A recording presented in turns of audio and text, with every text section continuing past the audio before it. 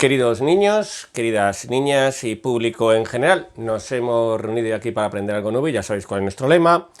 Algo nuevo aprenderéis a poco que escuchéis, aunque eso sea perder tiempo con la dignidad con la que yo lo pierdo.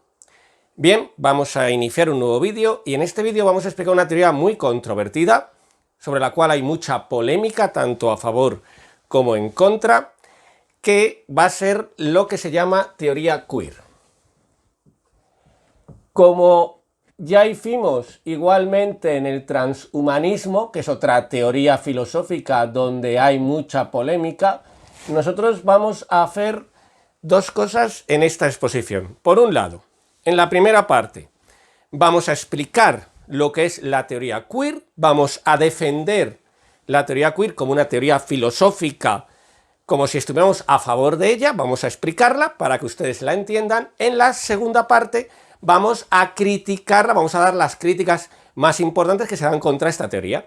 Así pues, ustedes en este vídeo van a encontrar una primera parte que es la explicación de la teoría, lo objetiva, donde lo que intentamos es que ustedes comprendan lo que quieren decir esta teoría filosófica, que por cierto es una teoría filosófica, eso es indudable, se podrá estar a favor o en contra de ella, pero es filosófica como lo era el transhumanismo. Y dos, en la segunda parte vamos a hacer las críticas que se le hacen a esta teoría, fundamentalmente desde el punto de vista científico de la biología, segundo desde el feminismo, que nosotros vamos a llamar clásico y de raíz ilustrada, luego explicaremos a qué nos referimos, y tercero desde la filosofía en general. Así pues, iniciamos nuestro tema sobre la teoría queer. Habrán visto ustedes que últimamente aparecen a veces en los medios ellos, ellas, elles, nosotros, nosotras, nosotres y cosas similares. Recientemente en España, en una ley, creo recordar, apareció la expresión persona gestante. La pregunta es, bueno, ¿y por qué ellos? ¿Por qué nosotres? ¿Por qué persona gestante y no la mujer gestante, la mujer embarazada? ¿Por qué todo eso? Bueno, pues todo eso, que está de plena actualidad, por eso hacemos este vídeo, tiene que ver con la teoría queer. Pues vamos allá. Primer punto. Vamos a tratar primero el qué, los orígenes de la teoría queer, es decir, de dónde procede la teoría queer. ¿Cuáles son sus orígenes? ¿Cuáles son sus, digamos, precedentes intelectuales? Eso es lo que entendemos aquí por orígenes. Pues vamos a citar, hay muchos autores, lógicamente, una teoría no surge siguiendo a un solo autor, pero nosotros vamos a citar a dos autores fundamentales y luego, lógicamente, tendremos que hablar de Judith Butler, por supuesto. Vamos a empezar por Nietzsche. ¿Qué es lo que defiende Nietzsche que va a tener que ver con esta teoría, que va a ser algo que recoja esta teoría? Nietzsche, en este mismo canal hay una serie de vídeos donde se explica la teoría de Nietzsche. Lo que va a defender que nos interese para esta teoría son dos ideas fundamentales. La primera, que el concepto en realidad es algo arbitrario y es una metáfora. La segunda, que es una frase famosa de Nietzsche que se encontró en uno de sus cuadernos de notas. La frase dice, no hay hechos, solo interpretaciones. Así pues, ya tenemos dos ideas de Nietzsche. Las vamos a explicar muy rápido para que se entiendan y vamos a ir creando como una red sobre la cual luego va a desembocar la teoría queer. Primera idea, ¿qué es lo que va a defender Nietzsche? Que el concepto es arbitrario. Para entendernos voy a poner un ejemplo un poco tonto, pero que yo creo que ilustra muy bien. Vamos a imaginar que yo tengo aquí, pues miren ustedes, un forro, ahí está. Esto es un forro. Sabéis que es un forro cubista. Dos, un lobo, que es casi igual que el forro. Bueno, es prácticamente igual, pero es un lobo. Le cambiamos un poquito el rabo y ya está. Es también un lobo cubista. Un pastor alemán. Obsérvese, ala ya está ahí. También, esto parece más un cerdo que un pastor alemán, pero es un pastor alemán. un pastor escocés, un collie, de toda la vida de Dios. Ahí está con sus pelicos, mírale qué majo, ahí está. Este ya más hay un poco mejor, es una mezcla entre perro y oveja. Y un Yorkshire, venga. Estos son mi especialidad, por eso los pinto. Esto es un Yorkshire y un Chihuahua. Venga, vamos a pintar también un Chihuahua, hombre, por Dios, no vamos a dejarnos fuera el Chihuahua. Ahí está. Qué mono el Chihuahua. Bien. ¿Qué significa cuando Nietzsche dice que el concepto es arbitrario, que no es más que una metáfora? Significa, en primer lugar, que nunca existen dos forros iguales. Es decir, la identidad del forro es imposible mantenerla. No hay dos forros que sean exactamente iguales. Porque si fueran exactamente iguales, serían el mismo. Por lo tanto, primer punto, no hay dos seres iguales. Lo que hay es que es una diversidad. Lo que hay es un devenir, dirá Nietzsche. Un cambio permanente. Ni uno mismo es igual a sí mismo. Hay una diversidad. Hay un devenir. Pero es que además, ¿qué es lo que hace el concepto? El concepto lo primero que niega es esta diversidad y llama a todos estos como, dice, todos estos son forros. Primer error del concepto. Primera arbitrariedad, si no son iguales, porque son todos forros. Segunda arbitrariedad. Pero además dice, y todos estos son perros. Y aquí viene lo que me interesa que se fijen ustedes. Este ejemplo, repito, es un poco tonto, pero sirve perfectamente para explicar lo que quiere decir Nietzsche. Observarán ustedes que entre estos tres, por ejemplo, un forro, un lobo, un pastor alemán y un collie, un pastor escocés, se parecen mucho más entre sí que el pastor alemán al Yorkshire o el pastor alemán al Chihuahua. Sin embargo, ¿qué hace el concepto? Dice, no. Esto, hasta aquí es perro, hasta aquí es lobo, hasta aquí es forro. ¿Qué hace? Una actuación puramente arbitraria. ¿Qué es lo que busca? Negar la diversidad. ¿Negar el qué? El devenir, el cambio permanente. ¿Qué entonces, si tengo que dar una definición correcta del concepto, qué es entonces un concepto según Nietzsche? Siempre estamos hablando según Nietzsche. Una metáfora. Una interpretación que se da sobre el mundo. No es el mundo real.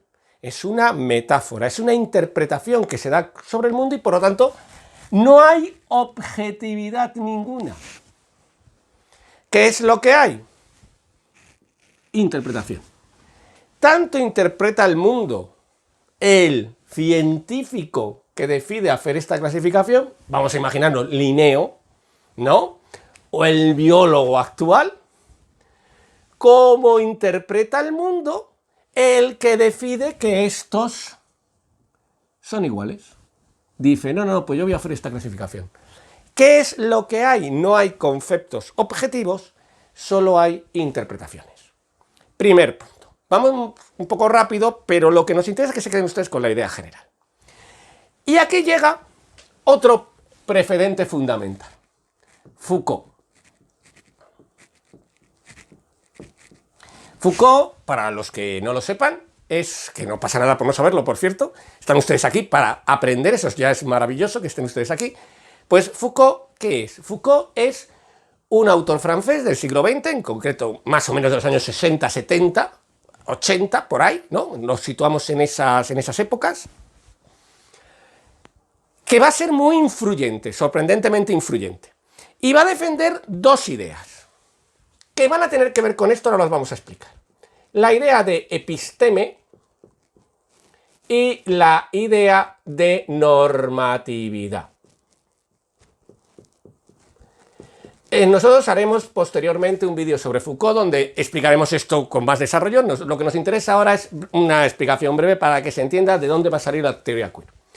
¿Qué es lo que va a decir Foucault? Va a decir, claro, Nietzsche tiene razón.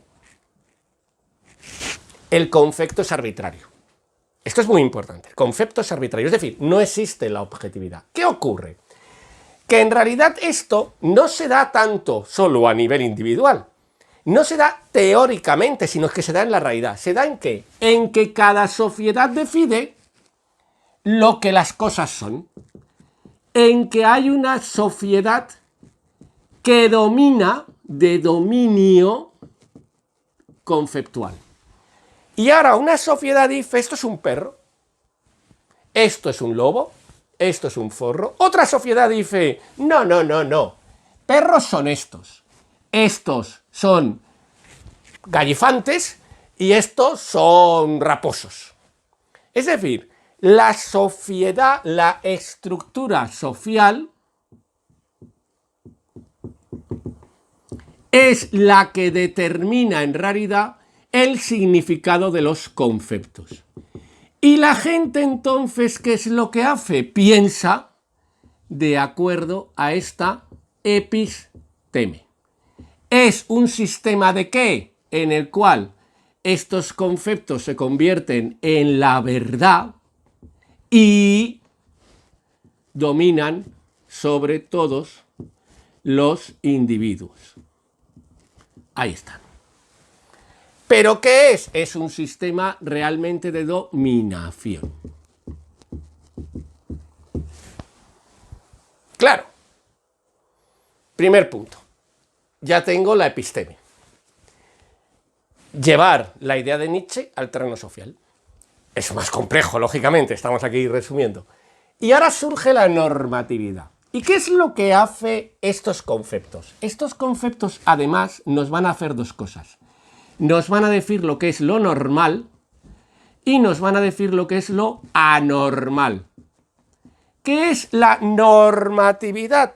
Es decir, es en el concepto, por ejemplo, vamos a poner un concepto que estudió Foucault, el concepto locura, es decir, yo tengo, vamos a imaginar, todos estos comportamientos, comportamiento 1, 2, 3, 4, 5, 6, 7, 8, 9, así rellenamos tiempo del vídeo, y 10.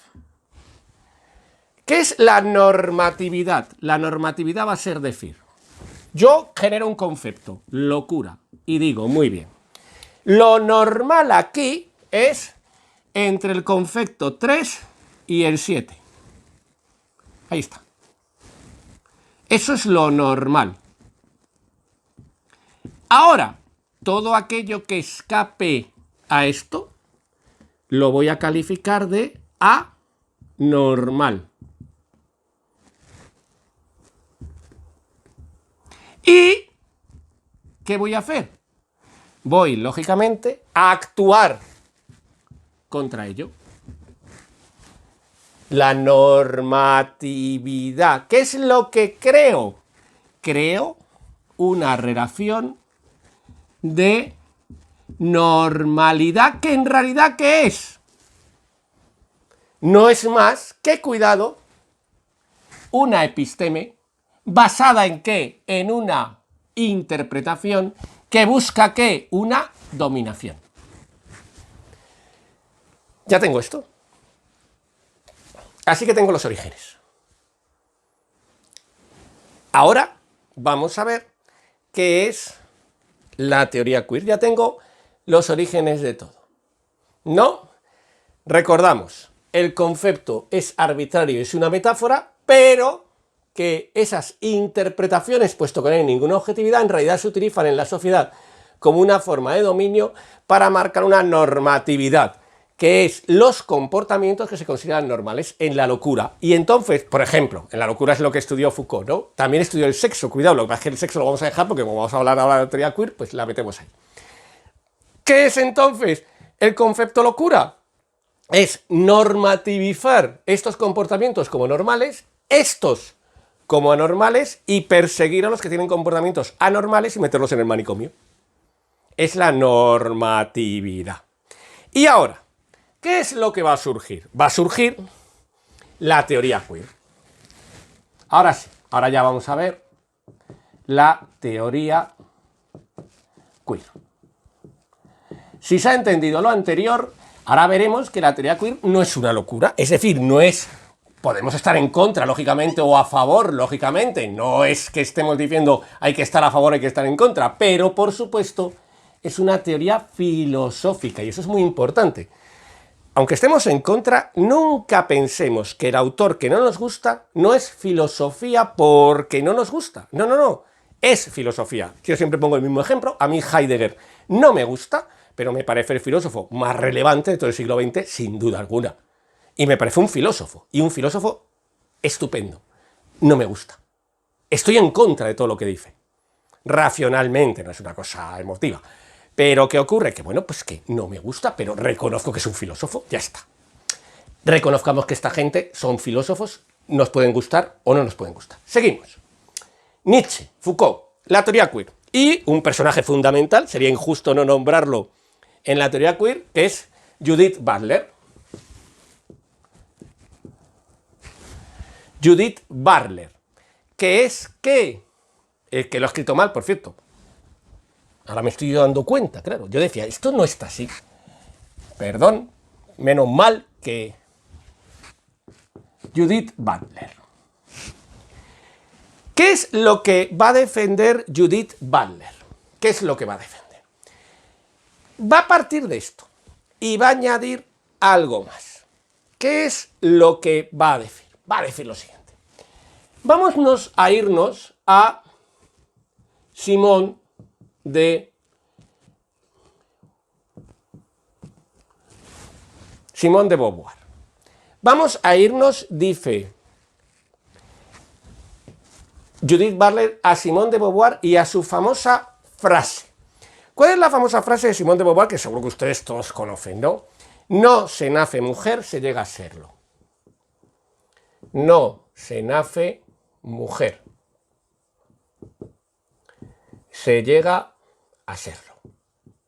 Esta frase, que es muy importante, es una frase sobre la cual, lo que vamos a llamar luego el feminismo clásico, que ya decimos el feminismo no tiene ningún matiz que quiera decirse que es antiguo ni nada parecido, es el feminismo de raíz ilustrada, ¿no? Va a ser la que se basa en la defensa de la distinción entre el sexo y el género. El sexo sería lo biológico, el género sería la representación social de esa biología. Es decir, no se nace mujer, se llega a serlo. En esta interpretación del feminismo clásico sería la idea de que, aunque yo nazca biológicamente como mujer, sin embargo el hecho de que yo por ser mujer tenga que tener un comportamiento social determinado es una imposición social.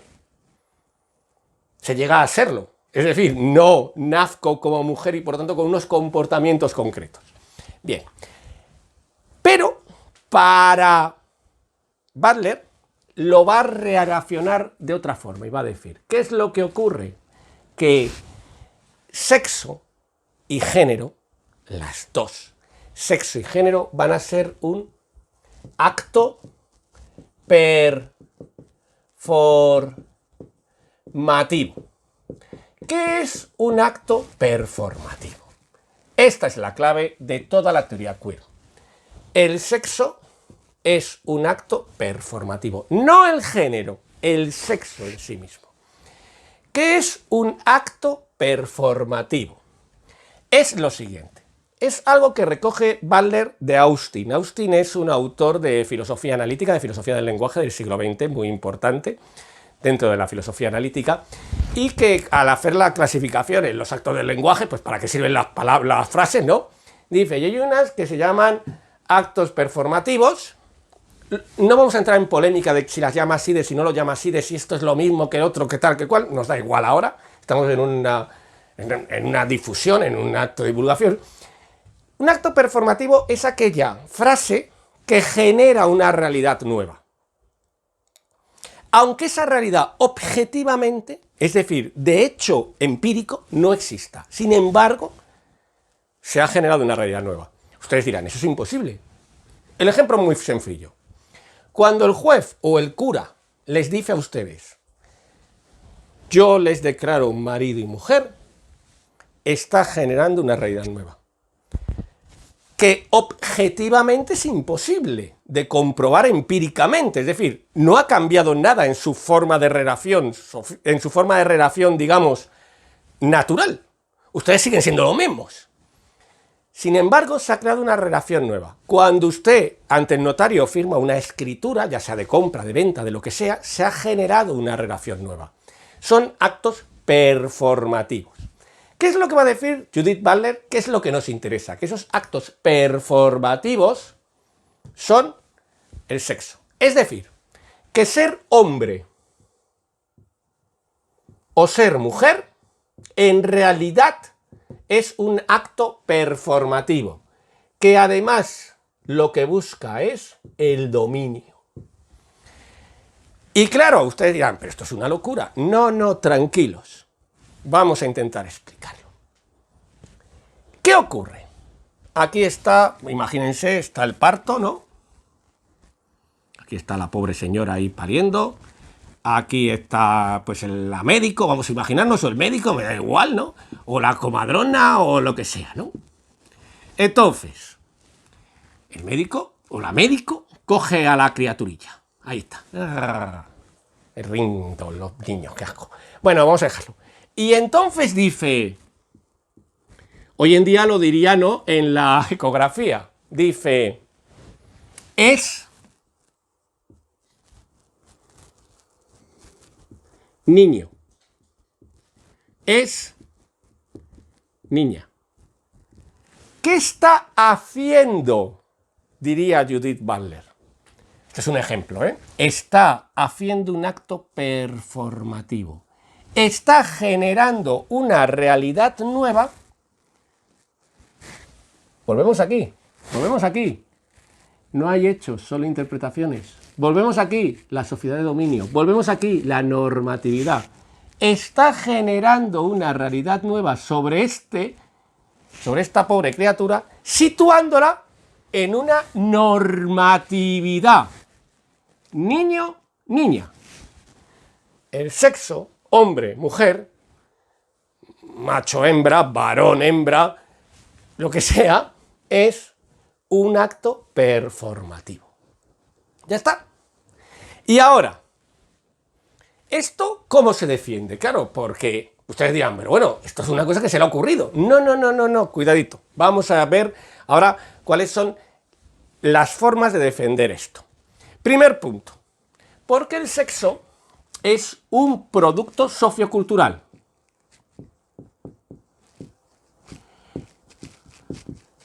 Claro, volvemos a la fuente, volvemos a la fundamentación filosófica. Si no hay hechos, solo interpretaciones, si el concepto es arbitrario, el concepto del sexo en hombre-mujer, esa división que yo hago entre hombre y mujer, no es más que un proceso sociocultural, que además viene determinado por una presión.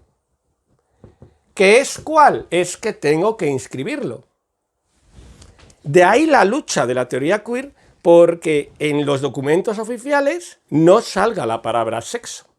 Y de hecho, últimamente ustedes estarán viendo que en algunos aparece, ¿usted cómo se autodefine? Que luego lo vamos a ver, ¿como hombre o como mujer? Claro, te dirán estos, porque eso es lo correcto. Si no, ¿qué ocurre? Que como el sexo es sociocultural, existe una presión. ¿Por qué el médico, por qué la médica, por qué la comadrona le dice a esta señora, oiga, es niño, es niña? Porque hay una presión social por saberlo. Luego ya tengo lo primero, la presión sociocultural. Segundo, ¿cuál es esa presión? El sexo binario. Es la normatividad binaria. O se es hombre o se es mujer. Es lo que se llama también la heteronormatividad. ¿Es el qué? La dominación. ¿A través de qué? De la normatividad. Claro. ¿Qué te dicen? Aquí era la locura. Ahora vamos a añadir el sexo. ¿Qué te dicen? Usted puede ser o A o B. Decida. No lo va a decidir usted además. Por eso somos normatividad. Sino que lo va a decidir ¿quién? La sociedad. El dominio social. Yo le decido a usted, le defino y al definirle le genero una realidad social, acto performativo, como hombre o como mujer. Además, ¿qué ocurre? Que esto que hace niega la realidad. ¿Qué es la realidad? Vamos a poner realidad entre comillas porque no hay hechos, solo interpretaciones. ¿Qué es la realidad? La realidad es que los seres son dinámicos, las personas son dinámicas. La realidad es que la vida es dinámica. La realidad es que la vida es diversidad. ¿Qué es lo que busca el acto performativo? Negar esa realidad dinámica. ¿Hacer qué? Hacer que esa realidad personal, esa persona dinámica que va permanentemente cambiando, este niño que iría permanentemente cambiando, ya le he situado en un concepto que lo que hace es arbitrario y es negarle esa capacidad de cambiar. Ya le he dicho, eres niño. Y si no te comportas como niño, eres rarito. Y si no te comportas como niña, eres rarito. Y si no te sientes niño o niña, sexualmente hablando, ya no solo de género, ya hemos hecho esa distinción, no solo de género, sino sexualmente, eres anormal. Eso es lo que dice la sociedad, y esto es lo que está en contra de la teoría queer. La teoría queer dice, claro, porque todo esto tiene una explicación, esto es lo que está ocurriendo. Y, por último, ¿qué es entonces todo esto? Al negar esto, ¿qué es lo que niega? Niega la libertad. Claro, te dice la teoría queer. ¿Qué estamos haciendo? Negando la libertad. Estamos, ¿qué? El individuo dominado. El individuo dominado. El individuo, la individua, me da igual. Dominado. ¿Por qué? Porque lo que ocurre es que la presión social genera la necesidad de autodefinirse en la escala de valores de la normatividad del sexo. Y usted, entonces, tiene que decidir hombre o mujer. Y no lo decide usted, en realidad, cuidadito. Se lo decidimos nosotros. Se lo decide la sociedad de dominio. Y por eso, ¿qué es lo que debería hacer? Debería haber la autodeterminación de género. Es decir, cada uno debe defenderse, debe definirse como él quiera y además en una definición fluida, les sonará la expresión género fluido, en una idea en la cual yo voy a través de ese devenir de mi vida, de ese dinamismo de mi persona, yo voy unas veces me siento hombre, otras me siento mujer, otras ni mujer ni hombre, no soy binario, y voy, ¿qué? Autodeterminando mi vida, voy, ¿qué? Siendo realmente libre. Esto sería, en un resumen muy rápido, la teoría queer. Lo vamos a hacer ahora ya un resumen muy general y vamos a las críticas que se le hacen. Vamos allá, vamos a un resumen muy general. Precedentes fundamentales, 2. Hay muchos más, por ejemplo, también Derrida es un precedente de la teoría queer en cuanto que, digamos, hace una determinada versión del acto performativo. Pero bueno, Nietzsche y Foucault. El concepto es algo arbitrario y en realidad es una metáfora que lo que busca es acabar con la diversidad. Quédense siempre con este ejemplito tan tonto. ¿Qué hace el concepto? Situar a cada uno en su sitio, como diríamos una expresión muy española, ¿no? Cada uno en su sitio. Es una arbitrariedad porque no existen los hechos, solo las interpretaciones. Y Foucault, su idea de episteme, las ideas sociales dominantes, y su idea de normatividad. La episteme genera una normatividad que es la normalidad social. Cuando estás en los márgenes de la episteme, en el interior, eres normal. Cuando te sitúas por fuera, qué bonito me ha quedado porque has quedado fuera de campo, eres anormal. Teoría queer, Judith Butler. Basándose en la idea de Simone de Beauvoir, por eso la teoría queer se considera una teoría dentro, digamos, del amplio campo de lo que es el feminismo. Ellos mismos dicen, no, si nosotros somos feministas, realmente. Recogen la frase, no se nace mujer, se llega a serlo. Y entonces, dicen, claro, tienen razón. Esta frase se había definido siempre, lo vamos a ver otra vez, en el feminismo que llamamos clásico nosotros, como la idea de la diferencia entre género y sexo. Ellos van de más lejos y dicen, no, claro, ¿esto qué es? Se refiere al sexo. Porque el sexo es un acto performativo. Quédense con esta palabra que la pueden utilizar cuando en las cenas de Nochebuena, ya saben ustedes, siempre en nuestro ejemplo, no saben de qué hablar y dicen, vamos a hablar del sexo como acto performativo. Con cuidado, no vaya a ser que ocurra algo raro. Pero bueno, alguien no entienda bien lo que es el acto performativo e intenta otra cosa. Bueno, pues el sexo, vamos allá. ¿Qué ocurre? Que la determinación hombre-mujer, el sexo binario, es un sistema de dominación basado en la normatividad. Porque en realidad el sexo, ¿qué es? El sexo no es más que un acto performativo, es decir, es la definición que da la sociedad a un ser humano que es dinámico y que lo que busca es generar una normatividad. Niega, por lo tanto, la libertad, es el intento de dominar a los individuos y, por lo tanto, la auténtica libertad, ¿qué sería? La autodeterminación de género. La auténtica libertad sería el género fluido. Yo soy lo que yo me siento. Porque si no, caigo en la normatividad. Porque el concepto es arbitrario. Hemos vuelto. ¿Ustedes se han fijado cómo hemos vuelto? Yo soy lo que yo me siento no es una frase para estos que digas, bueno, pero qué frase más poco filosófica. Si lo vemos desde su teoría, que es como hay que ver las cosas para comprender una teoría, claro, tiene todo un desarrollo filosófico. ¿Qué es todo este? Teoría queer. Ahora, nos quitamos, digamos, la careta teoría queer y nos ponemos la careta contraria a la teoría queer. Lo que yo piense sobre la teoría queer o no, a ustedes les da igual. Muy mal profesor es el que en sus clases pretende que sus alumnos piensen de una determinada manera. Lo que nosotros pretendemos es darles los contenidos suficientes para que ustedes puedan libremente, primero, profundizar más en el tema, segundo, decidir ustedes por su cuenta y de una forma racional y argumentada que defienden o que no. Vamos a las críticas. 3. Las críticas, igual que hicimos en el vídeo del transhumanismo. Críticas a la teoría queer. Pues vamos allá.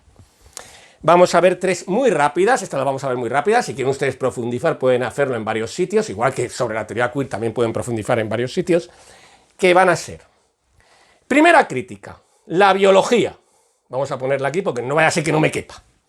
La crítica científica. ¿Cuál es la crítica científica? Es la crítica sobre todo basada en la biología. Esta, vamos a ir muy rápido, es muy interesante, cuidado. Pero vamos a verla muy rápido. ¿Qué sería? Sería la idea siguiente. ¿Cuál es el problema de todo esto? Que todo esto es falso. Que no se sostiene científicamente. Que si hay algo, te dicen los biólogos, determinado, es el sexo.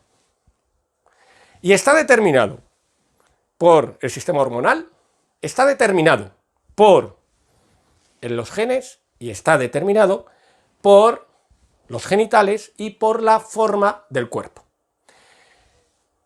Te dicen, por lo tanto, el sexo no es performativo, es biológico. Es decir, existe el sexo en el mundo natural por sí mismo, sin actos performativos. Recuerden siempre que el acto performativo no modifica lo natural. Era otro tipo de objetividad. Así que la científica, 1. 2. Vamos a ponerla aquí. El feminismo que vamos a llamar clásico de raíz ilustrada. Hay gente que lo llama también radical, nos da igual ahora cómo lo definamos, todos creo que estamos entendiendo más o menos lo mismo por este feminismo, que es el feminismo que, por ejemplo, en España tiene mucha polémica con la ley, con lo que se ha llamado la ley trans. Yo lo voy a llamar feminismo clásico. Repito, clásico no tiene ningún matiz peyorativo, sino que, digamos, es el feminismo que ha sido, digamos, hegemónico en las teorías feministas hasta hace bien poco. El feminismo clásico, ¿qué es lo que va a decir? Va a decir, claro, muy bonito, pero ¿ustedes qué me están haciendo en realidad? Lo que ustedes me están haciendo es la desaparición de la mujer como sujeto histórico, por un lado, como sujeto histórico que ha sufrido la dominación patriarcal, por otro lado, como sujeto histórico, emancipación. Como ustedes me eliminan el sexo, me eliminan hombre-mujer, ¿ustedes qué me hacen? Me eliminan a la mujer como sujeto histórico, como sujeto colectivo, solo quedan individuos. Y entonces ya no tiene sentido la lucha feminista, te están diciendo, porque sería tan fácil como, oiga, si vive usted en un sistema patriarcal, autodetermínese como hombre. Claro, y te dicen, no, es que no es tan fácil. Es que existe el sujeto hombre, existe el sujeto mujer, existe el patriarcado, según estas teorías, y entonces, ¿qué hay? Hay una dominación cierta de los hombres sobre las mujeres, del patriarcado sobre las mujeres. Hay un sujeto histórico que es la mujer, y esta teoría, ¿qué hace? Le hace desaparecer. Con lo cual, en el fondo, es una teoría no feminista. Es lo contrario. Esa sería la crítica feminista, ¿vale? La científica, la feminista clásica. Ya digo, esto lo pueden buscar ustedes, nos podemos extender más, pero no tiene sentido en este vídeo, que es de divulgación meramente. Y la tercera, la teoría, la crítica filosófica general. Ya llamo filosófica general porque, lógicamente, el feminismo forma parte de la filosofía, con lo cual la vamos a llamar filosófica, pero siempre entendiéndola como la filosófica general, es decir, no estrictamente la feminista. Esta tiene dos vertientes fundamentales. La primera, que me parece muy interesante, está a mí. La primera, la idea de la diversidad. Claro, en realidad esta, aquí y esta van a ser muy parecidos. ¿Qué es lo que ocurre? Que usted está haciendo aquí un aparente canto a la diversidad. Está diciendo que ¿qué es la libertad? La libertad es la autodeterminación de género. ¿Qué es la libertad? La libertad es el individuo concreto. Está usted generando una diversidad absoluta. Los sujetos son diversos. ¿Qué está usted haciendo en el fondo? Lo que en el fondo está haciendo es asumir el neoliberalismo. Esta es una crítica muy interesante, que es, usted en el fondo, toda esta generación, en el fondo no es más que una versión neoliberal llevada al sexo, que es la primacía del individuo sobre los aspectos sociales, cosa que es absolutamente falsa. Existen sujetos sociales porque la sociedad efectivamente es de dominio. ¿Qué es lo que le están diciendo en esta teoría? Que esa diversidad, ese hecho de que yo me pueda autodeterminar y ahí surja la libertad, es lo mismo que te dicen los neoliberales. El hecho de que yo me sienta hombre o me sienta mujer, me hace ser hombre, mujer, o me sienta no binario, me hace ser no binario. Los neoliberales te dicen, usted es de clase media, se siente usted de clase media, es de clase media, ¿qué hago? Elimino clase trabajadora, elimino clase burguesa, elimino los sujetos históricos determinados de la sociedad capitalista y transformo todo en lo que yo me siento, yo soy. Eso es la libertad. Sería la primera crítica. Y la segunda, el peligro de las emociones y el problema de la posverdad. ¿Cuál es aquí la crítica? La crítica aquí en realidad es también a toda esta interpretación nietzscheana. Sería la idea de que si en realidad yo soy lo que yo me siento, autodeterminación de género, yo entonces lo que estoy haciendo es anteponiendo las emociones a la realidad objetiva. No existe efectivamente ya la objetividad. Y por lo tanto, lo que yo me sienta es la verdad. Y por lo tanto, el criterio de verdad es la emoción. Y por lo tanto, tengo que asumir necesariamente el criterio de la posverdad. Elimino cualquier argumentación racional, elimino cualquier reflexión argumental y sitúo todo en las emociones del propio sujeto, que el hecho de sentirse le da realidad. Claro, te dicen, es falso. Volvemos al ejemplo anterior. Aunque usted se sienta de clase media, desengáñese. Usted es pobre. Aunque se sienta de clase media, claro, es que aquí, si usted se siente hombre o mujer, se siente no binario, desengáñese. El sexo es una realidad biológica, te dirían, que está por encima de eso. Y entonces lo que tendremos que construir es una sociedad en la cual usted, eso sí, no sea discriminado, pero usted será hombre o mujer. Lo sentimos. Lo que tendremos que construir es una sociedad en la cual usted no sea discriminado. Por lo tanto, las emociones no marcan la realidad. Es la crítica a la posverdad, es las teorías filosóficas que están acusando a la teoría queer en el fondo de defender criterios de posverdad como tantos populismos políticos. Así pues, vamos a hacer ya un resumen general de todo. Hemos ido muy rápido con las críticas, pero bueno, es para que ustedes también las conozcan. Tenemos la teoría queer, hemos hecho dos grandes bloques. Uno, ¿qué defiende?